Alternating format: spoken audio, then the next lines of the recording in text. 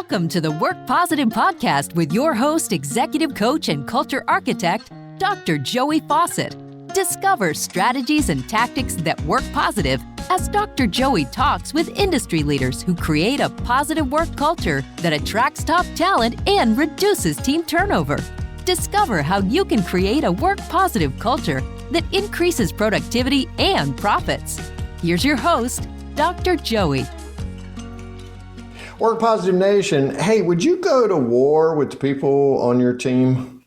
I mean, like, put your life in danger with the person in Cubicle Nation beside you and on one of the other side with you, or in those Zoom calls when your tiles show up, right? The person right beside you on Zoom.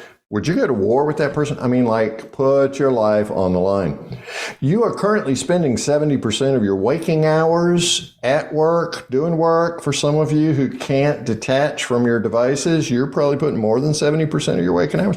So it's almost like you're going to war, right? Because you're trying to make your company profitable to sustain it, right? You're trying to be productive. You're trying to attract top talent, reduce team turnover, create that positive work culture. How's that working out for you?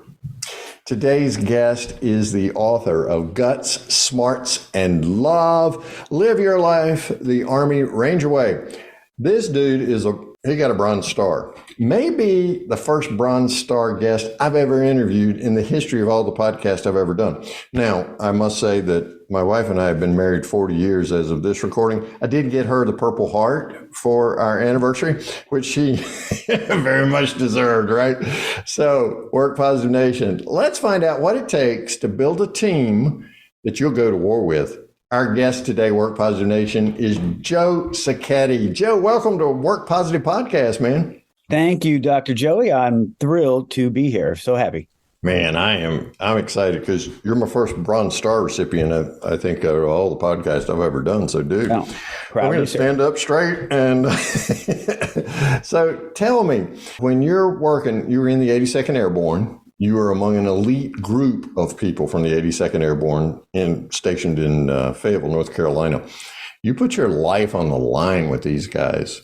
Guts, Smarts, and Love formed the nucleus around which you put together your team. Tell us what that means, Guts, Smarts, and Love. That's a great question, Dr. Joey, because there's so many attributes that we have of great leaders. But if you boil down what makes an Army Ranger or an 82nd paratrooper what they are, you can get them down to the three attributes of guts. You got to have courage. You got to be able to get out of a foxhole when there's fire coming at you and charge. And that's, they do a great job showing that in the movies. It's revered. It's unbelievable. And then what else? You got to have smarts. I mean, you have to have an intelligent way of going about what you're doing. We're not going to charge blindly into the enemy in today's world. We need to have a plan and communicate and everything that goes into it. And then love. Now, why love? Because we're talking about, Army and leadership and things like that. Well, when I sent my manuscript in to my editor, they had a round robin that weekend, and I know it comprised of at least 4 ladies of substantial age.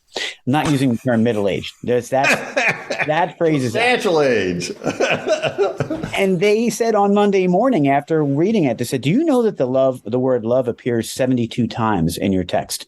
And wow. Then I realized that it's a brotherhood, and there's no greater bond than people that are in the trenches together. Now, having said that, everything we just talked about, if the topic is war, is right on.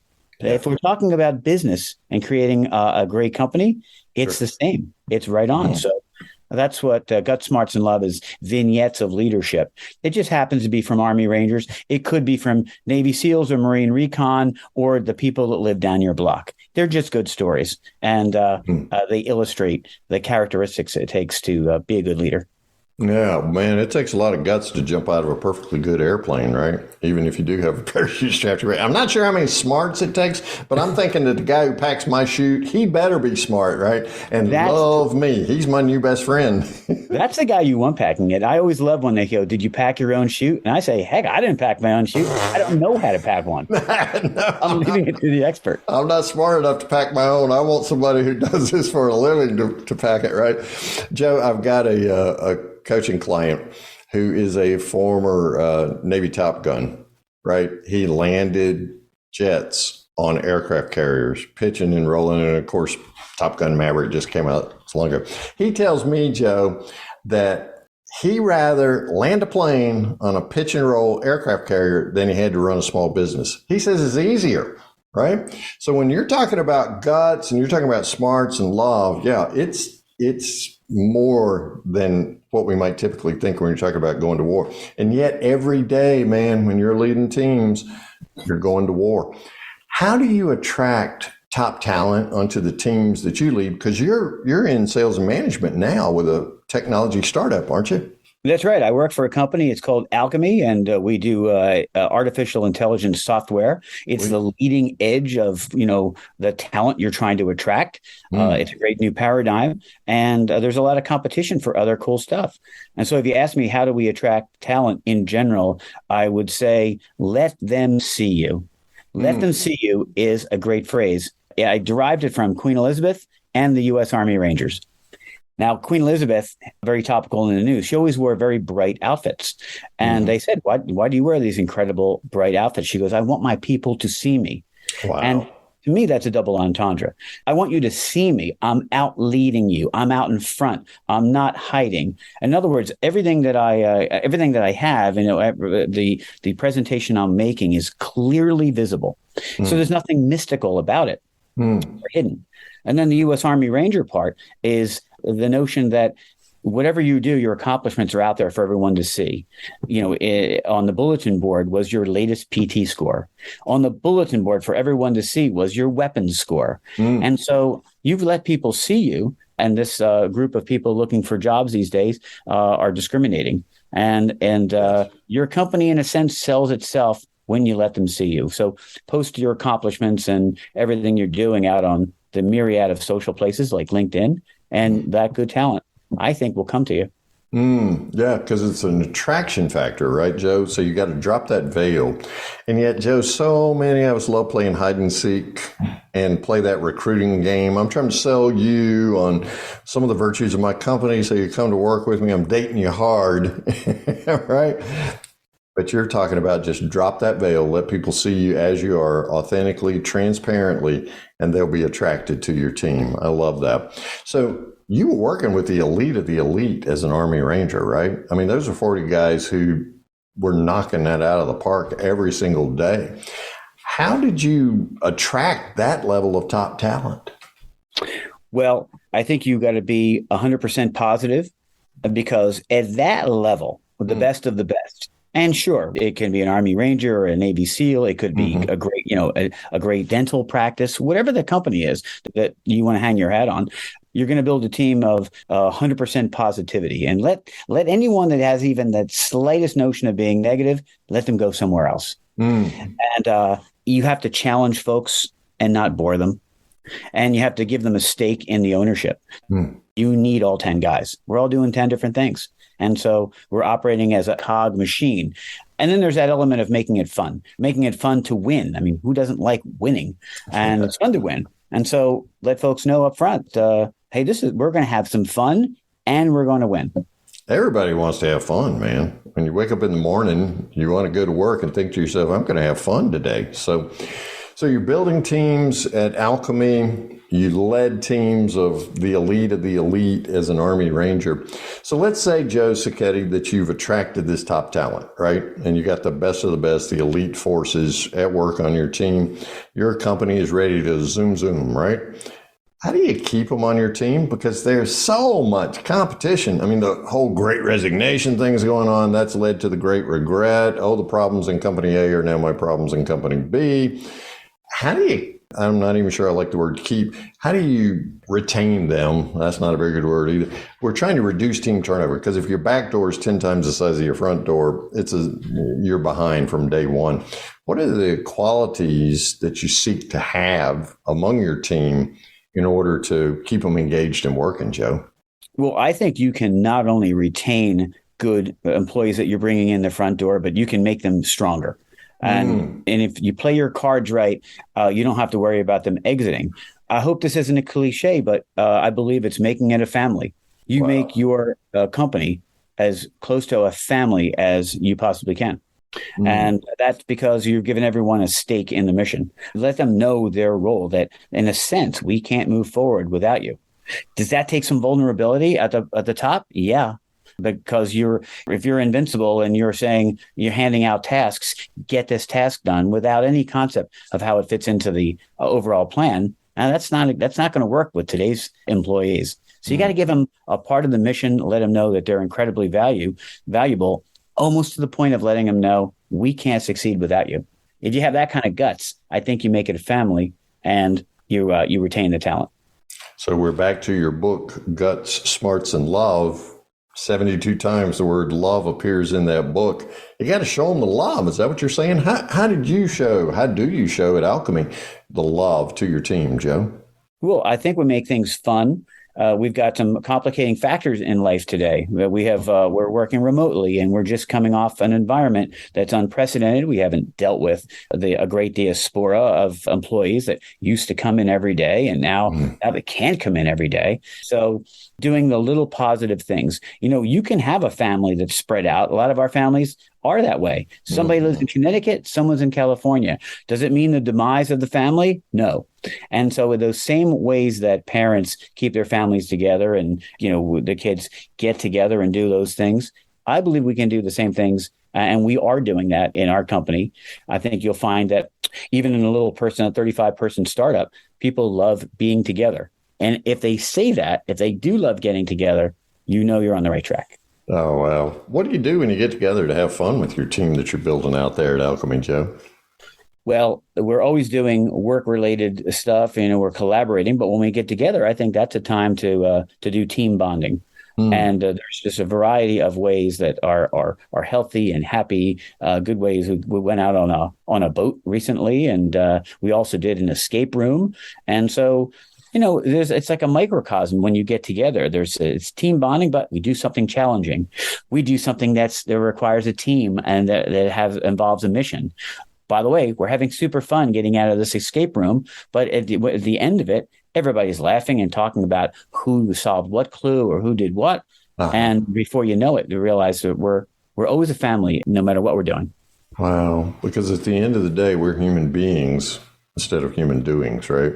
Joe Sacchetti is my guest today. He's the author of Guts, Smarts, and Love. Joe, while somebody's listening to this podcast, what's a good website for them to go look at? Well, you can find me at armyranger@mit.com. And the @ is spelled out. I realized later I should have not put the word @ in there, but it has attracted a fair amount of attention and people like it. armyranger@mit.com. You see lots of good vignettes and stories about life, love, leadership, global travel. And you can, of course, always see a copy of the book right there, and we can have some fun together. Oh, wonderful. So it's armyranger@mit.com. That's where you can go work Positive Nation while you're listening to the rest of this podcast and check out some great resources that Joe has for you there. Joe, it seems like challenges, which are really opportunities masquerading, right? At least that's the way we think about it in Work Positive Nation. Nonetheless, challenges that you mentioned a few moments ago have just literally assaulted the workplace. We've been at war. We're in the midst of redefining, I think, work. So we're in the midst of the great redefinition of work as we're moving along now. What are some of the challenges that you saw as an Army Ranger and leading that elite group of men, and challenges you see today building a tech startup at Alchemy? It's a great question because there's parallels. Even though people think that it's a very different environment, you can draw the parallels. As a military man with a unit, you're facing physical danger. And that in itself, in a small way, it cannot be replicated in the corporate world. However, what is the essence of the danger? It's that you're remote. You're away from your supply lines. You have to be able to carry on by yourself. Everyone needs to know what they're doing. If we miss one cog, we're in trouble. Yeah. And then there's some other dangers as well in the general sense in the military. We have people that are going long periods of time without food and resupply and sleep and so forth. And we have to keep super engaged. And so to that extent, those are all parallels to the challenges that we have in today's environment. Now, I think up to a couple of years ago, if someone would have said, hey, if we're remote, that's a challenge. Oh, but COVID in a way solved that problem. Now it doesn't matter if we're remote. Now that it's flipped on itself, if anything, a challenge is getting people back. So that doesn't mean they have to come back to the office and work 5 days a week, but you got to get them to feel that we're back. If that's maybe a day or two in the office, or more getting together, more familiarity than just a couple of Zoom calls, because that can get old. So we flip the challenge back on itself. And how do you get people back in the office? You have to give them a sense of belonging. I mean, they have to want to come back. And it's sort of that family environment. If you've created the family, they'll want to be there. We'll want to have that water cooler talk, because that was pretty valuable back in the day. Yeah, back when we were all together. And yet we've redefined work, right? And this generation, the millennials and the Zs, are redefining work for us also. So back to something you said earlier, sounds like a challenge is to make sure that each person's purpose, passion is aligned with the company purpose and passion, and that they see their contribution, their unique contribution that they're making to the mission, vision, and values of the company. That is a bit challenged when you're virtually together as opposed to physically together. So how do you guys at Alchemy, and how did you, of course, you were physically present as an Army Ranger, but how do you guys at Alchemy bridge that gap? Well, we've got a great CEO. His name was Harold. And he said to me, if I have an optional company event and people didn't show up, that's my fault. And I love that, because that's taking ownership of the group, of the leadership, that people will naturally want to assemble and be together when it's fulfilling to them. And if you give them the 3 F's, then you're going to conquer the challenge. You make it fun. You make it fulfilling, because I'm getting something out of it, and it feels like a family. And you do those things, well, now we're going to be in great shape. And that's why I think that we're talking about in the business world, at least a startup level. And there's a lot of startups. There's a proliferation of startups in the technology world today, because there's so much to be advanced. And a lot of startups will go a little bit and not make it. To have a forward-thinking CEO who's thinking about the team from the smallest inception, that you don't have to grow super big, and we want to make sure we have the right people. And we also, like you said, we want to make sure that we're all in the boat rowing together, the missions align, and that everybody feels like, oh, you know what? I know that what I'm doing is making this company a better company every single day. Making this company better. And I understand my role in the company. And so I'm being made better every day. So it seems to me one of the challenges is that whole professional development piece. How did you, as leading Army Rangers, invest in your guys to make sure that they were growing and developing personally as well as professionally daily? Well, one of the things the Army has done a great job, and I always say the Army because I'm an Army Ranger. The military does a phenomenal job at professional development, and we've got to invest back to people, into our people every day, whether it's directly proportional to the job or directly related to the job or not. Maybe it's just making that person a better person.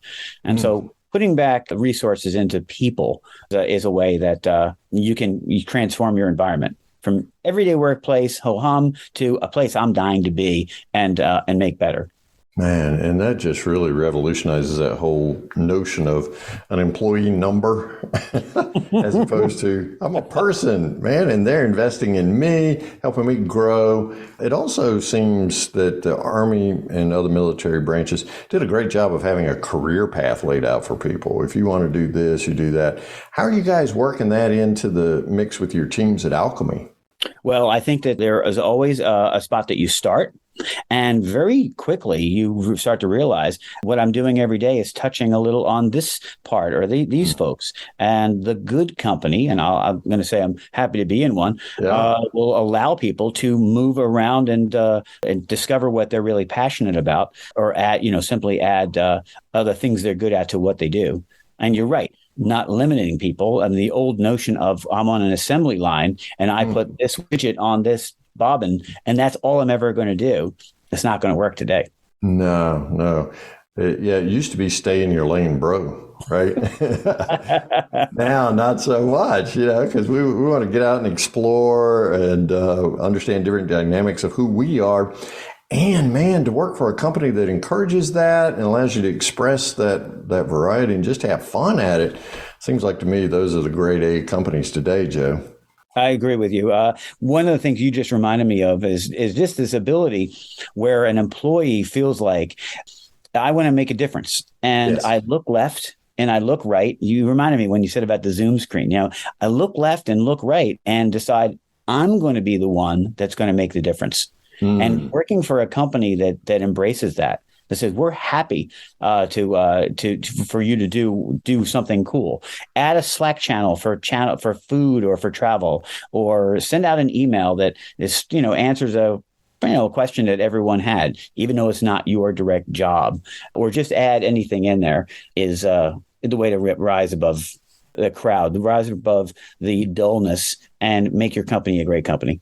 Oh, yeah, for sure. So Joe Sacchetti is my guest. He is the author of Guts, Smarts, and Love, Live Your Life the Army Ranger Way. Received the Bronze Star as an Army Ranger. Is also now involved in a tech startup called Alchemy, and it's an AI company, right? I mean, that's your primary focus. So I'm greatly intrigued by AI. This is not a podcast about AI. I don't want to geek out, but just tell me, artificial intelligence, some people kind of bristle when they hear that, and they wonder, is my job going to be taken? I don't understand AI like that at all, but just tell us what we should say to people in Work Positive Nation who say, man, am I going to be replaced by a computer one day?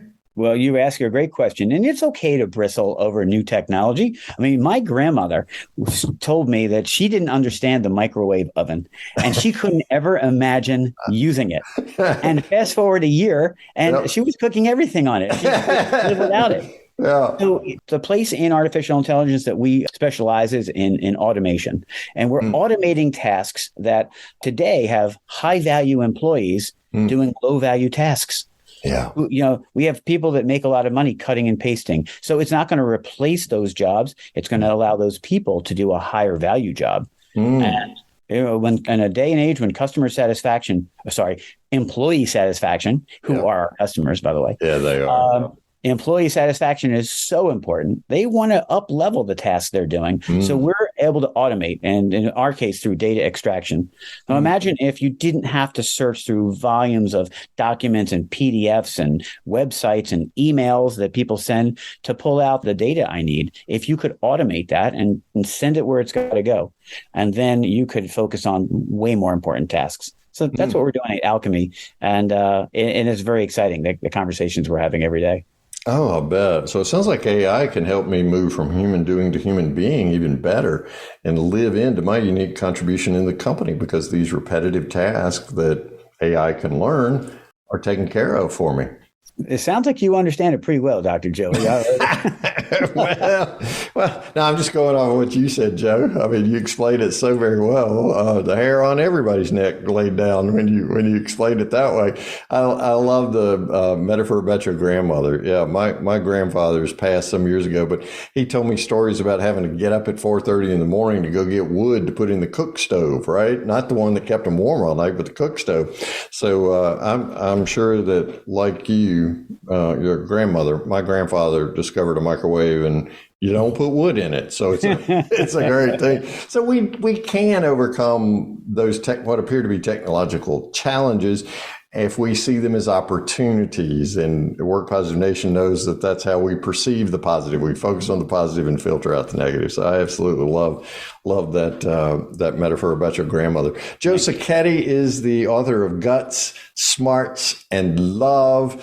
Is a former Army Ranger Bronze Star winner. Get yourself a copy of this book just as soon as you can, so that you can build out teams the way that Joe's building them out at this tech startup, Alchemy. By the way, the book, as well as Alchemy, as well as Army Ranger at MIT.com, all of those things are in the show notes. So if you're on your Peloton or walking your dog, wherever you are, whatever you're doing, you can go back and catch that up at our website at workpositive.today, or wherever great show notes are found for podcast episodes like this. Joe, Work Positive Nation always wants to know one thing from our guest, and that is, Joe Sacchetti, What is your one thing that you would recommend that Work Positive Nation start doing today to transform their work culture to a positive work culture? Easy question for me, because I love your title, Work Positive Nation, because my mantra, as everyone knows, is stay 100% positive. So no one can ever fault you, no matter what you're doing, for staying 100% positive. And that probably starts with a smile. And that is so simple, but man, does it work. Oh, yeah. Smiles. Yeah. I've even had people, I smile all the time. I've even had people say, hey, Dr. Joey, what do you know that we don't know? Because you smile all the time, right? So Work Positive Nation, there's Joe Sacchetti's one thing. Smile. Smile at yourself, right? When you look in the mirror, and smile at the people on either side of you on Zoom, and you'll see that you immediately begin to feel better. 100% positivity can happen with you if you'll start it with a smile. Joe Sacchetti's website is Army Ranger that's ATMIT.com, Army Ranger at MIT.com. And that's in the show notes. Guts, smarts, and love. Living your life the Army Ranger way. And if you're watching this on YouTube, Joe's holding up a copy of it. Smile at us, Joe. Hold that thing up and smile at us. Yeah, right? I just happen to have a copy right here. Just happen to have a copy right at your elbow. That's great, man. And your smile is priceless. That's $1 million smile right there. Joe, thanks so much for sharing with Work Positive Nation today. I've learned a lot. They've learned a lot, and feel like I got a new best friend in Joe Sacchetti. Thanks so much for the gift of your time and wisdom today. Thank you, Dr. Joey. It's been great being here, and an honor as well. Thank you for listening to the Work Positive Podcast with your host, executive coach, and culture architect, Dr. Joey Faucette. Please share this podcast with your friends who are small business leaders so they can create a positive work culture that increases their productivity and profits. Get your free 15-point Work Positive checklist to help you attract top talent and reduce team turnover.